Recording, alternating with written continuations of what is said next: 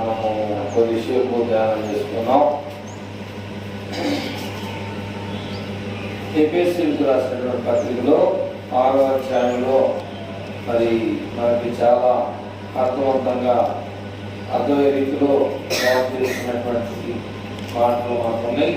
ఆ విషయాలు మనం ఇప్పుడు తెలుసుకున్నాం. 10వ వచనం నుంచి మనము చదువుకోవడానికి ముందుకెళ్తూ మనము రానున్న దినాలు మనకి ఎలా ఉన్నాయంటే చాలా కష్టమైనటువంటి పరిస్థితుల్లో ఉన్నాయి. కనుక మరి ఈ కరోనా అనేది పోయిందనుకుంటే మళ్ళీ స్టార్ట్ అవుతుందని చెప్పేసి అంటున్నారు. సరే, ఏది ఏమన్నప్పటికీ కూడా మనలో ఏముండాలి,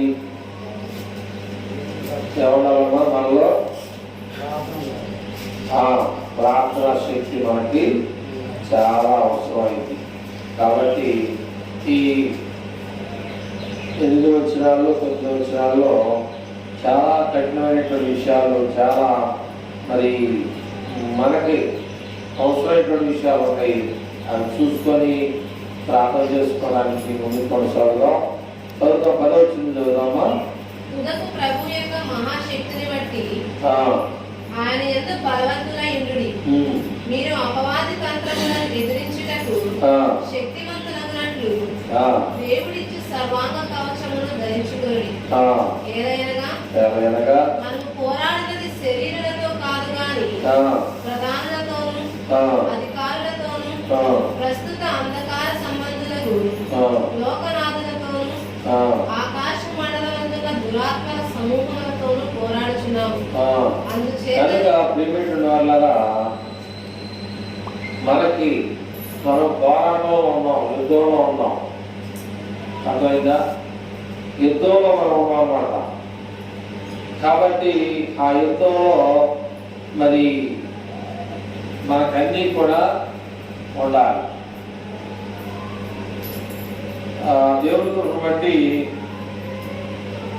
ఒక మిలిటరీ వాడు ఇక్కడ మనం స్వేచ్ఛగా ఆనందంగా హాయిగా జీవిస్తున్నాం. బోర్డర్ సెక్యూరిటీ అనే ఉంటున్నాము. బోర్డర్ మనకి మన దేశానికి పాకిస్తాన్కి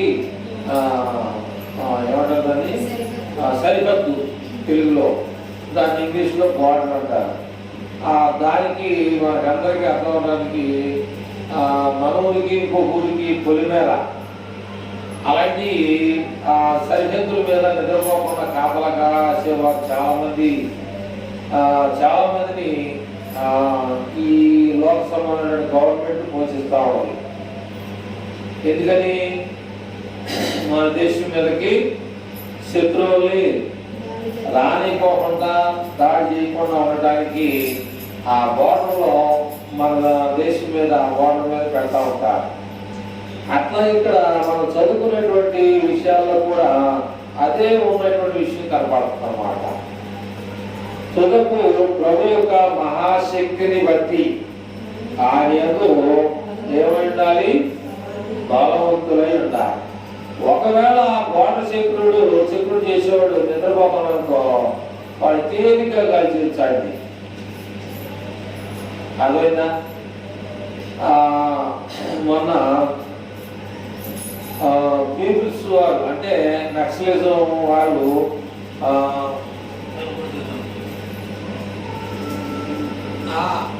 నక్సలైట్లు అనేవారు ఉన్నారు. తెలుసా మీకు ఎవరికైనా? నక్సలైట్లు అంటే వాళ్ళు ఏం చేస్తారంటే ఉన్నవారిని దగ్గర నుంచి తీసుకొని వచ్చి పేదవారికి సహాయం చేసేవాళ్ళు నక్సలైట్లు. నక్సలైట్లు అనేటువంటి గ్రూప్కి వెళ్తే మనం పనికిరాం. నక్సలైట్లు అనేటువంటి గ్రూపులో మనుషులు మనం చూస్తే మనం పనికిరాం. మన దేవుడి వాక్యాన్ని సంపూర్ణంగా ధ్యానించలేము, కానీ వారు చెప్పినటువంటి షరతుల్లో వారు చాలా జాగ్రత్తగా ఉంటారు. అదేవిధంగా వారు సిద్ధాంతాలు ఉంటాయి అన్నమాట. నక్సలైట్కి కొన్ని సిద్ధాంతాలు ఉంటాయి అన్నమాట. ఆ సిద్ధాంతంలో ఏం తప్పైనా ఎవరు కలుగుతారు తెలుసా? సిద్ధాంతాల్లో ఏం తప్పైనా ఎవరు కాలుస్తారు తెలుసా? సిద్ధాంతాల్ని సిద్ధాంతాల్ని విడిచిపెట్టిన వాడిని ఎవడు కలుగుతాడు? నక్సలైట్ లో ఉన్నాడు, ఆ సిద్ధాంతాలు పాటించట్లా, ఎవరు కలుగుతారు? ఎవరు? నక్సలైట్లే కలుగుతారు. ఎందుకంటే మన దగ్గర నుంచి సమాచారం వేరే వాళ్ళకి అందిస్తాడు కనుక ఆడుకోవడానికి వాడు సమాచారం ఇచ్చేటప్పుడు 10 మంది కలిసేస్తారు. వాళ్ళ దగ్గర ఉంటారు 10 మంది అని చెప్పాడనుకో, ఈయన ఒక్కడు చెప్పిన దాన్ని 10 మంది చచ్చిపోతారు. అందుకని ఒక్కడు చెప్పితే ఆ 10 మంది పోతారు. అట్లాగా దేవుని యొక్క నియమాలు ఉన్నాయి, అర్థమైందా? దేవుని యొక్క నియమాలు ఉంటాయి, ఆ నియమాలని మనం పాటించాలి. లోక సంబంధం అనేటువంటి నక్సలైట్ చెప్పినటువంటి మాటల్ని గౌరవించి ఏం చేస్తారో తెలుసా మీకు? ఒక ఆయన కొన్నాడు, ఒక ఆమె మంచి వ్యక్తి, మంచి దాని ఏమంటారంటే అది వేరే, దాన్ని ఏమంటారంటే అది నాకు అంత బాగా గుర్తులేదు, గుర్తులేదు. అయితే వాళ్ళైతే ఈ రాజీవ్ గాంధీ అనేటువంటి ఆయన మీకు తెలుసా? ప్రధానమంత్రికి చేసాడు మన దేశానికి. ప్రధానమంత్రి చేస్తే ఆ నక్సలైట్లను మొత్తం చెట్టున ఆకాపుని దేవుడల్లా కాల్చి చంపేయమని చెప్పేసి ఈ ప్రధానమంత్రి హోదా ఉన్నటువంటి రాజీవ్ గాంధీ అనగా పేరేంటి ఇందిరాగాంధీ కొడుకు చెప్తే వాళ్ళు ఏం చేశారంటే, ఇక ప్రధానమంత్రి చెప్తే ఆగరు కదా, ప్రధాని అంటే ఆయన మేము ఆయన చెప్పిన వాళ్ళకి ఇక మనం చంపేస్తారని చెప్పేసి ఒక అమ్మాయిని ఎన్నుకున్నారు, ఒక మంచి అమ్మాయిని ఎన్నుకున్నారు. దేనికి ఎన్నుకున్నారు? ఆమెను దేనికి ఎన్నుకున్నారు? అది ఆమెను ఎందుకు ఎన్నుకోవాల్సిన అవసరం వచ్చింది? అసలు చచ్చిపోవాలి, నీకు అర్థం కాదులా. అంటే రాజీవ్ గాంధీ చచ్చిపోయి ఆమె కూడా బతుకుందా? తెలియదు నీకు ఆ విషయం. ఎవరున్నారు? చచ్చిపోయిందమ్మా, ఆమె కూడా మొక్కలైపోయింది. ఆమె తన దగ్గర ఉన్న వాటి బతుకుతుంది, ఆ కడుపులో పెట్టుకుంది బాంబు.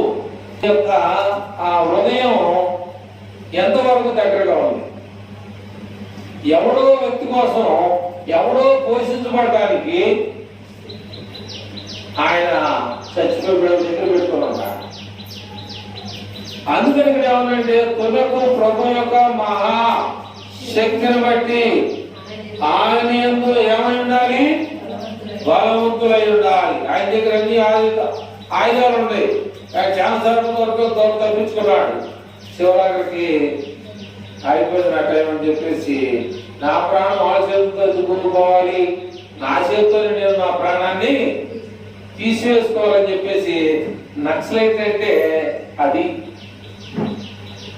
అంటే మనం ఈ లోక సంబంధమైనటువంటి వారితో మనం ఏం చేస్తున్నాం అంటే పోరాటంలో ఉన్నాం.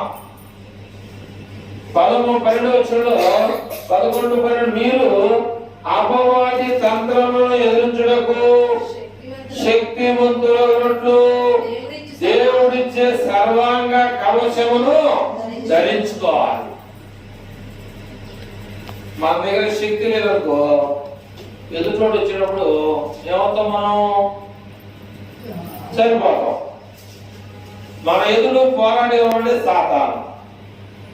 సాతాను యొక్క శక్తిని గెలవాలంటే మనకేం కావాలి? కవచం కావాలి.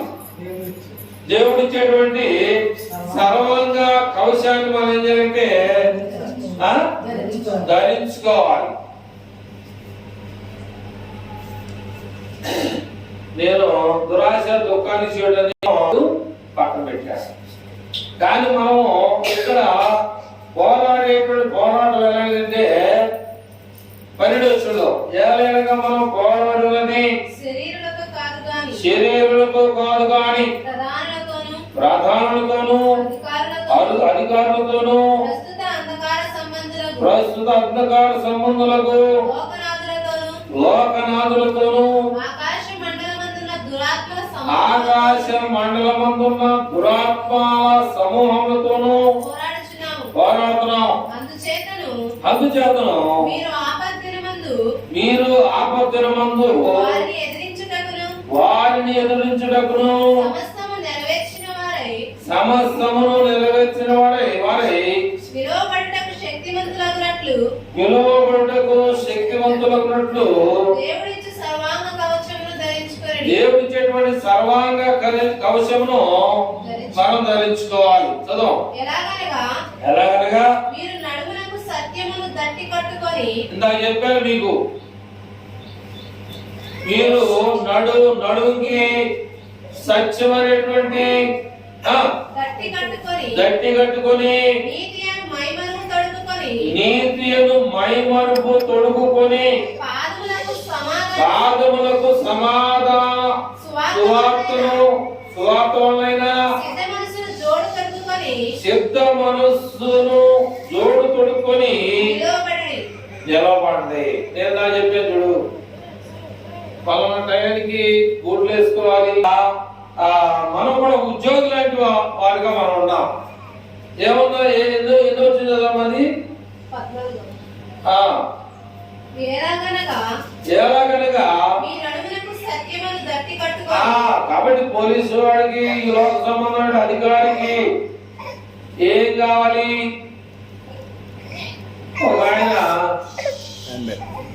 ఒక ఆయన ఉన్నాడు, పోలీస్ కమిషనర్.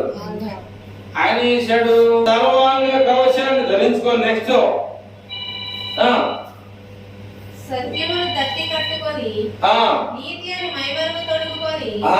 నీతి అనేటువంటి మైమరుపును తొడుక్కొని పాదాలకి, ఎక్కడ నీ పాదాలకి నీ కాళ్ళకి ఏది సమాధాన సువార్తమైన సిద్ధ మనసు జోడు తొడుక్కొని నిలవబడండి.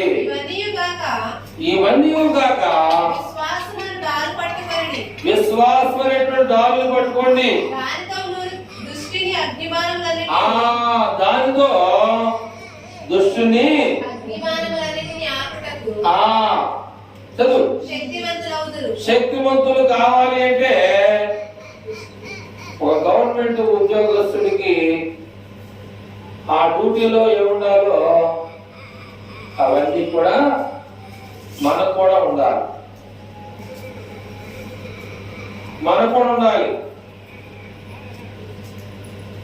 స్పెషల్ స్కాట్ అని ఉంటుంది.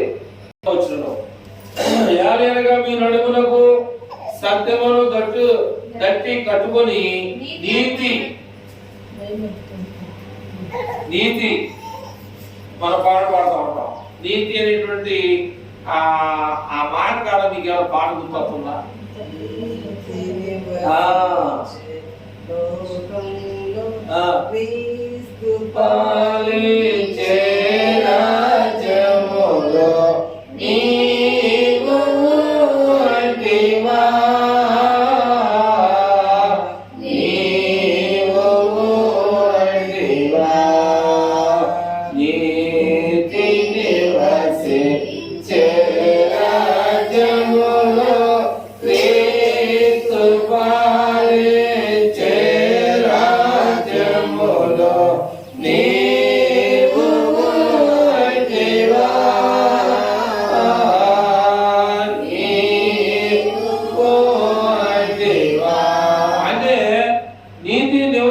రాజ్యంలో నేను కూడా ఉన్నాను, ఆ నీతిని నేను అవును అంటాను అనేటువంటి ఆ మాటని చెప్పినప్పుడు నువ్వు అంటావా కాదంటావా అనేటువంటి ఆ మాటకి ఆ పాట యొక్క అర్థాన్ని చెప్తాం అన్నమాట. కాబట్టి ఇక్కడ నీతి కాళ్ళకి ఏం పెట్టుకోవాలి? పాదములకు సమాధాన సువార్తమైన సిద్ధ మనసును జోడు అంటే కాళ్ళు అన్నాడు కదా. కాళ్ళు అంటే ఏమిటి? రెండు రెండింటి ఏమంటారు? జత లేక జోడు అని అంటారు. కాబట్టి జోడు అంటే చెవులు పెట్టి జోడు కూడా జతే, కాళ్ళు పెట్టి కూడా జోడు జతే. కాబట్టి దేవుడు చాలా జాగ్రత్తగా మాట్లాడుతూ ఉన్నాడు. మరి మనం జాగ్రత్తగా ఉన్నామా, జాగ్రత్తగా మాట్లాడలేదా అనే విషయాలు కూడా ఆలోచన చేయాలి. మనము ఇక్కడ చాలా జాగ్రత్త మాట్లాడుతూ ఉన్నాయంటే సమాధాన సువార్తలైన సిద్ధ మనసును జోడు తొడుక్కొని నిలబడు. ఎందుకని? మీ అపవాది అనేటువంటి విరోధి ఎవరిని గర్జించు సింహంలాగా వెతుకుతూ తిరుగుతా ఉంది. ఎవరిని మింగుతామా, ఎవడు నాకు చోటిస్తాడా, ఎవడు నా వైపు తిరుగుతాడా, వాడిని గర్జించు సింహంలాగా తన వైపునికి లాక్కోవాలని చెప్పేసి ఆ యొక్క అపవాది ఈ లోకంలో ఉన్నటువంటి దేవుని ప్రజలైనటువంటి బిడ్డల్ని ఆ గర్జించు సింహంలాగా ఎవరిని మింగుదురా అని ఏం చేస్తా ఉందంటే తిరుగుతా ఉంది. కానీ అందుకని ఏం చేయాలంటే నీ నడుముకి ఏం కట్టుకోవాలంటే సత్యం అనేటువంటి గట్టి కట్టుకోవాలి. అదైనా తర్వాత నీతి అను మైమరుపు తొడుక్కొని ఆదములకు ఇవన్నీ మన దగ్గర ఉన్నాయనుకో ఎవరారు సాతానుడు వలను వాళ్ళ చూసి పారిపోతారు. కనుక మనలో శక్తి లేక ఏం చేస్తామంటే, మనలో శక్తి లేక మనం ఏం చేస్తామంటే చిన్నపిల్లలు ఉన్నటువంటి ఇళ్ళ దగ్గర అవన్నీ కొన్ని ఆచారాలు ఈ లోకంలో జరుగుతూ ఉన్నాయి. అది బైబిల్ ప్రకారం అయితేనేమో తప్పు, ఆచార ప్రకారం అయితేనేమో వాస్తవం అవచ్చు. కొంతమంది ఏంటంటే మన పిల్లల్ని సాధారణ ఎత్తుకొని పోకుండా ఉండాలంటే మన కిటికీలు ఏం చేస్తామంటే గ్యార మండలు పెడతాం. ఏం పెడతాం? అతని ఎందుకే గ్యార మండలు పెట్టాలి? అన్ని ముళ్ళే దాంతో ప్రమాదం అన్నమాట. అందుకని కొంతమంది సరంటే రాత్రి పడుకునేటప్పుడు చీపిరి కట్ట గమ్మునే రాస్తారు. కొంతమంది ఏం చేస్తారంటే రాత్రి పడుకునేటప్పుడు చీపిరి గడతో పాటు బూడిద పోస్తారు. ఇవన్నీ ఆచారాలు అన్నమాట. అంటే మన పిల్లలు మనం కాపాడుకోవడానికి దేవుడు ఉన్నాడు. అయినప్పటికీ కూడా సాతాను ఎలా ఉందంటే గర్జించు సింహంలాగా ఉన్నది. సాతానుతో మీరు ఏదో తేలిక అనుకున్నారేమో, చాలా బలమైనటువంటి ఘటన అది. ఎక్కడి నుంచి వచ్చింది అది? ఆకాశం నుంచి. అది ఎవరు పంపించారు? దేవుడే. దేవుడే. సాతాను కూడా దేవుడు తోసేసాడు అనమాట. నువ్వు ఇక్కడ సరిపోవట్లేదు, నువ్వు కింద పో అని చెప్పేసి కింద పంపించేశాడు. అర్థమైందా? నెట్టేసేయండి ఏంటి? అక్కడ నీతిగా ఉండాలి, సత్యం గట్టి కట్టుకొని ఉండాలి. అది కట్టుకూడదా? నిద్రపోవాలి, ఆయన నిద్రపోవాలి. ఇట్లా నాతో నీకేంటి పని, నువ్వు కిందకి వెళ్ళిపోని చెప్పేసి ఆయన నెట్టేసాడు అనమాట. అందుకనే సాతాను దగ్గర అది మనల్ని ఇబ్బంది పెడుతుంది. కాబట్టి మన పిల్లల్ని కాపాడుకోవడానికి కొన్ని వైద్యాలు. గ్యారమండ ఎక్కడి నుంచి వచ్చింది? మడిసి పెట్టాడా? అది చెట్టు. అర్థమైందా? చీపురు కానీ ఇవన్నీ కూడా ఎక్కడి నుంచి వచ్చినాయంటే, చీపురు ఎక్కడి నుంచి వచ్చింది? దేవుడు ఇచ్చినటువంటి చెట్టులో నుంచి వస్తా ఉన్నది. కాకపోతే ఏంటంటే మనం మనుషులు ఏంటంటే కొన్ని మనం కల్పించుకొని కొన్ని ఆచారాలుగా మనం పెట్టుకొని వాటి మీద బేస్ అవుతూ ఉంటాం. కానీ వాటికన్నా విలువైనటువంటి దేవుని మాటలు ఉన్నాయి అనేటువంటి సంగతిని ఒకసారి మనం ఏం చేస్తామంటే తప్పిపోతా ఉంటాం, మర్చిపోతా ఉంటాం. ఇప్పుడు ఎక్కడికి వచ్చాం? ఇవన్నీ గాక విశ్వాసమును డాలు పట్టుకొని పట్టుకొనడి. చూడండి, విశ్వాసం అనేటువంటి డాలు పట్టుకొని దానితో మీరు దుష్టుని అగ్ని బాణములన్నిటిని ఆర్పుటకు శక్తిమంతులగుదురు మరియు రక్షణయను శిరస్త్రాణమును దేవుని వాక్యమును ఆత్మ ఖడ్గము ధరించుకొనుడి. ఆత్మ వలన ప్రతి సమయమందును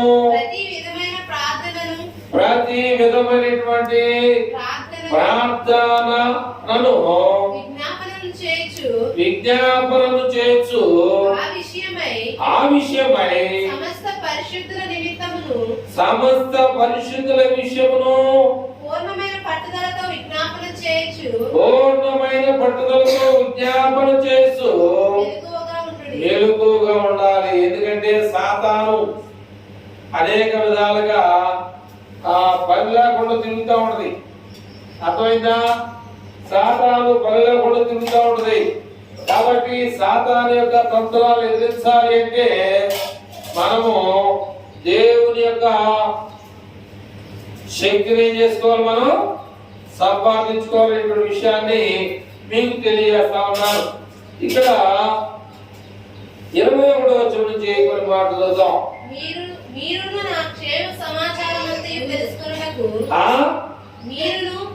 మీరును నా క్షేమ సమాచారమంతయు తెలుసుకొనుటకు ప్రియ సహోదరుడును ప్రభువునందు నమ్మకమైన పరిచారకుడైన తుకీకు నా సంగతులన్నీ మీకు తెలియజేయను. మీరు మా సమాచారం తెలుసుకున్నటకు అతడు మీ హృదయములను ఓదార్చుటకును అతడిని మీ దగ్గరికి ఎవరైనా తుకీకంట. అర్థమైందా? తుకీక్ అనేటువంటి ఆయన నా గురించి మొత్తం ఆయనకి తెలుసు. ఏమని చెప్తున్నాడు ఆయన్ని? ప్రియ సహోదరుడు తిరుగుతున్నాడా పొగుడుతున్నాడా? పొగుడుతున్నాడంటే మంచోడా చెడ్డోడా? మంచోడు కదా మనం పొగిడేది.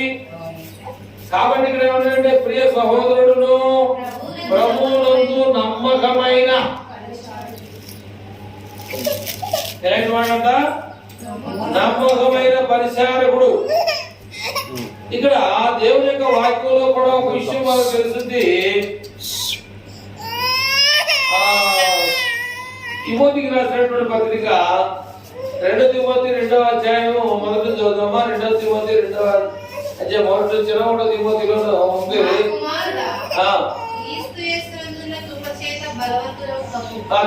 నీవు అనేక సాక్షుల ఎదుట నా వలన వినిన సంగతులను ఇతరులకు బోధించుటకు సామర్థ్యము గల నమ్మకమైన మనుషులకు అప్పగింపు.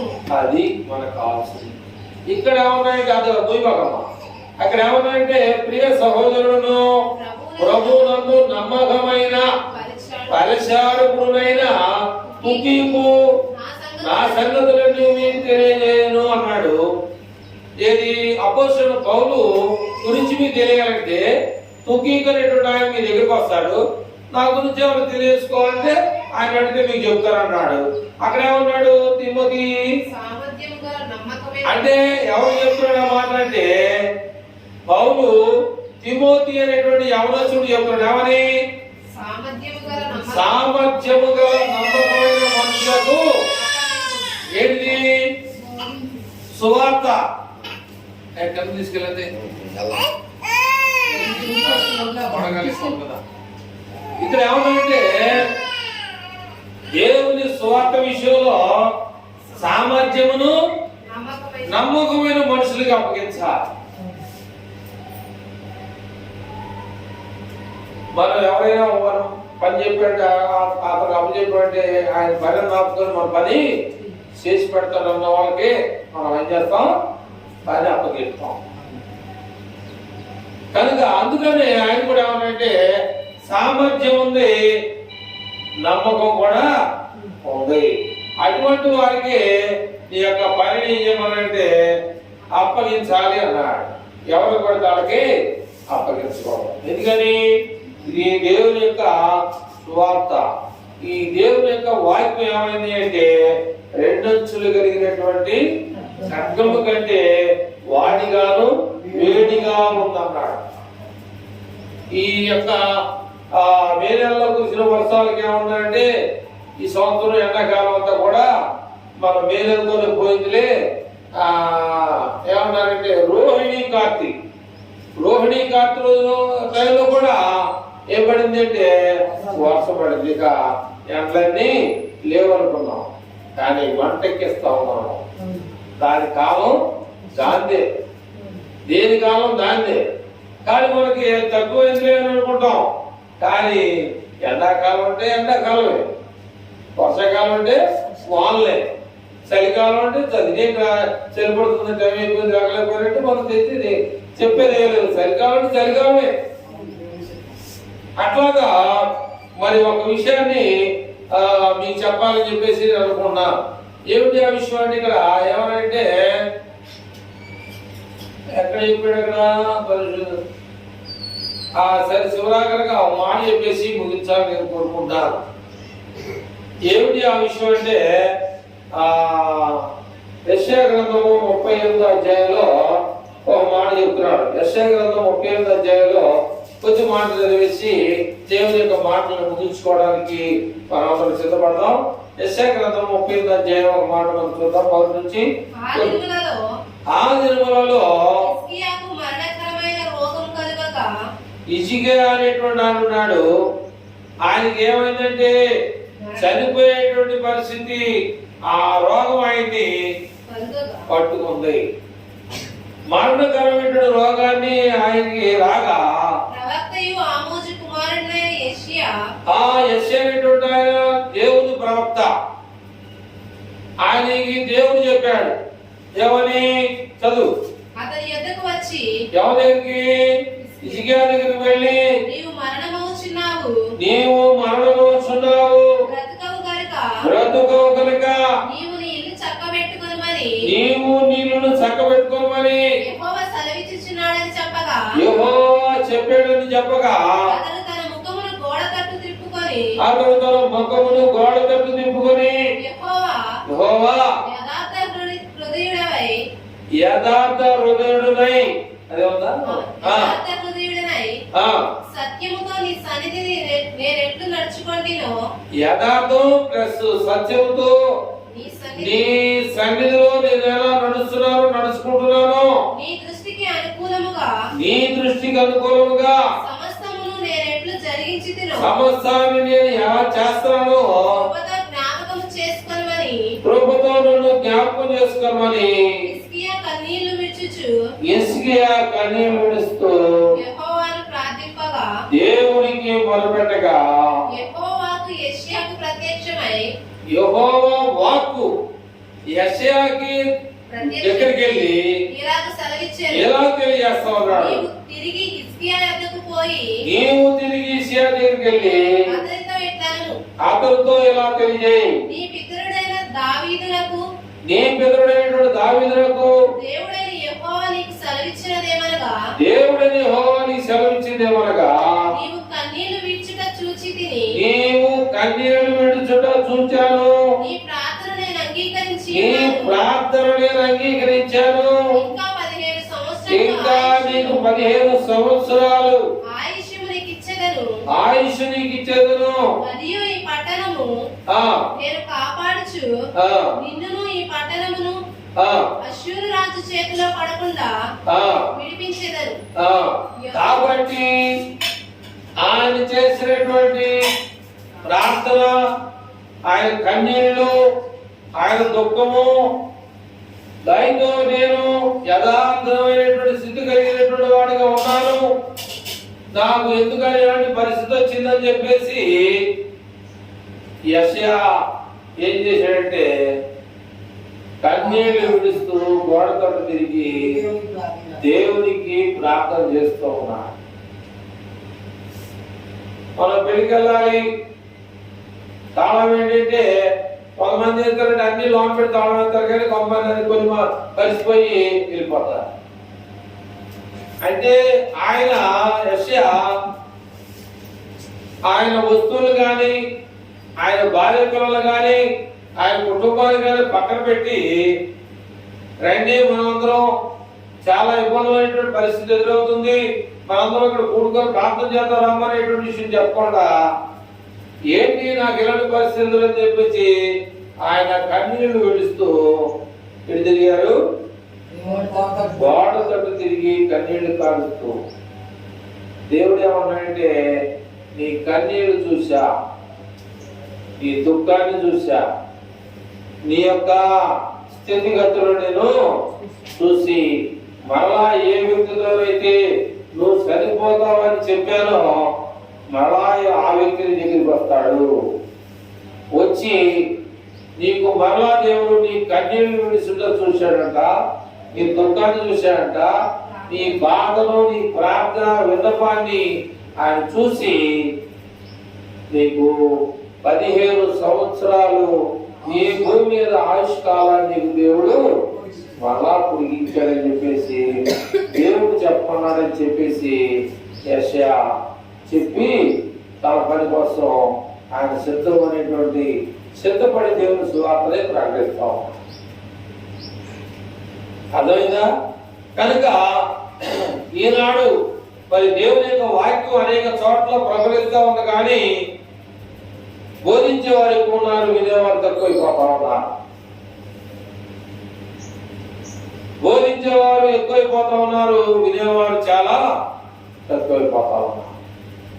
అందుకని దేవుని యొక్క వాక్యం ఏం చెప్తుందంటే, ఎబ్రీయులకు రాసిన పత్రిక 1:1 ఎబ్రీ పత్రిక 1:1 ఏం చెప్తుందంటే, చదవాలి.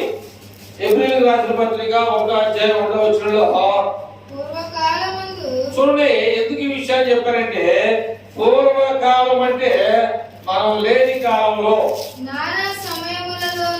పూర్వకాలం అంటే మనం పుట్టినటువంటి కాలంలో, నానా సమయములలో నానా విధములుగాను ప్రవక్తల ద్వారా మన పితరులతో మాట్లాడినటువంటి దేవుడు ఈ దినముల అంతమందు ఆయన కుమారుడైనటువంటి క్రీస్తు ప్రభు ద్వారా మనతో మాట్లాడుతూ ఉన్నాడు.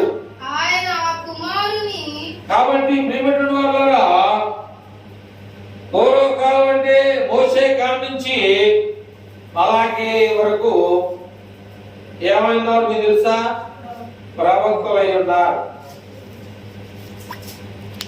అలాగే ఈ 4 సువార్తలు అంటే మత్తయి ప్లస్ మార్కు, లూకా, యోహాను, ఈ 4 సువార్తల్లో ఆ అపోస్తలులు మాట్లాడారు 12 మంది. అర్థమైందా? ఈ 4 సువార్తల్లో చేపలు పట్టుకునే వాళ్ళు ఈ 4 సువార్తలు మాట్లాడినటువంటి వారు 12 మంది.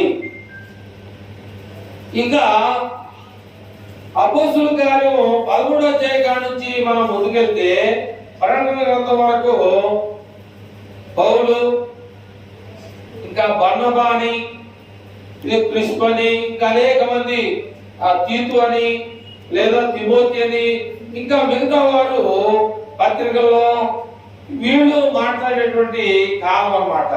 పూర్వకాలంలో మాట్లాడంటే ప్రవక్తలు మాట్లాడారు. అయితే దేవుని యొక్క వాక్యం ఏంటంటే పూర్వకాలంలో మాట్లాడినటువంటి మాట ఎక్కడంటే యెషయా చెప్పాడు. ఏమని? నువ్వు మరణం అయిపోతావు దేవుడు చెప్పన్నాడు. ఎవరు చెప్పాడు? ఈయన హిజ్కియాకి చెప్పాడు, ప్రవక్త. అలాగే ప్రవక్త ఏం చెప్తే జరిగేది.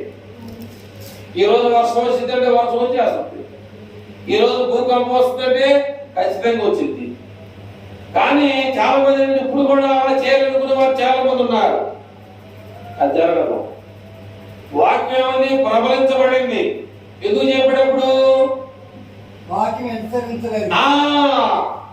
అనేది ప్రపంచంలో అనేక మందికి తెలియలేదు కనుక మీరు సర్వలోకానికి వెళ్ళి ఎంతమంది చెప్పాడు? అపోస్తులకి 12 మందికే చెప్పాడు. 12 మంది సర్వలోకానికి వెళ్తారా? వెళ్ళరు. కాబట్టి అనేక దేశాలు, గ్రామాలు, పట్టణాలు అంతా కూడా ప్రబలించాలి అంటే ఆ 12 అలాగా అనేక గ్రామాలు, పట్టణాలు సువార్త అనేది మరి ఈనాడు అనేక విధాలుగా ముందుకి సాగుతూ ఉంది. మనం